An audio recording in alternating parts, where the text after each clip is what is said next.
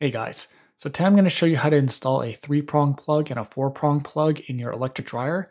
So let's get started. First one we're going to do is the 3-prong. So first thing you want to do is take off the terminal block cover. It's just one screw.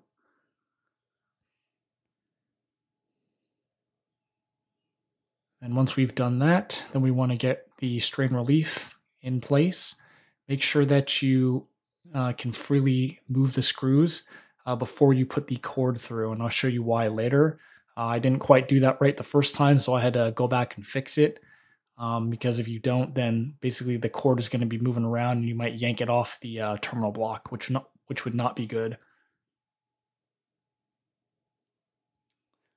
So once we've done that, so as you can see, it's you can screw freely and it doesn't fight the screwdriver. So once we've done that, then take the cord, put it through the strain relief, and then line up each piece of the cord with each center block or terminal block screw. So they just should be lined up. So left should be left, right should be right, center should be center. So then take each one off individually and put them on individually. Make sure that that tab is in the slot.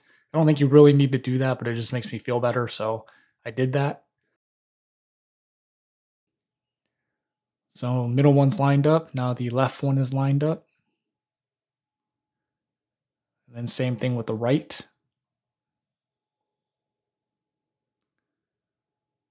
Screw those in.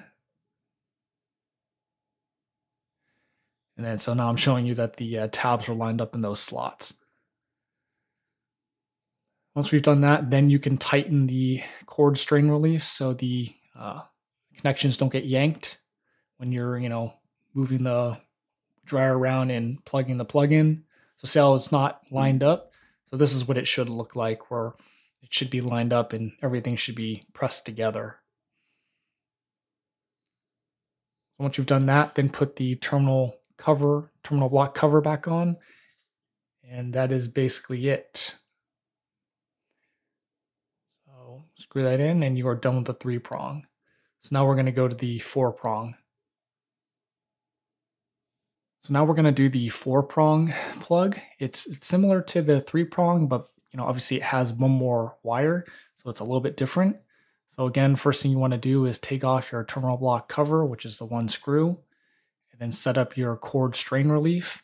So basically these are in the beginning of the video if you skip to this part of the video, so you can watch it there.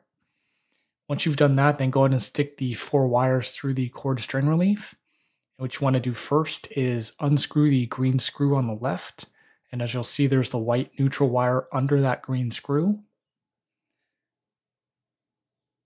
You want to move the white neutral wire to the middle of the terminal block, and also add the white wire from your plug to the middle of the terminal block, so both of them are going to go under the same screw. Then what you want to do is take the green wire and put it under the green screw that's connected to the actual dryer. And then you just color match after that. So the red wire goes on the left side with where you can see the red wire at the top.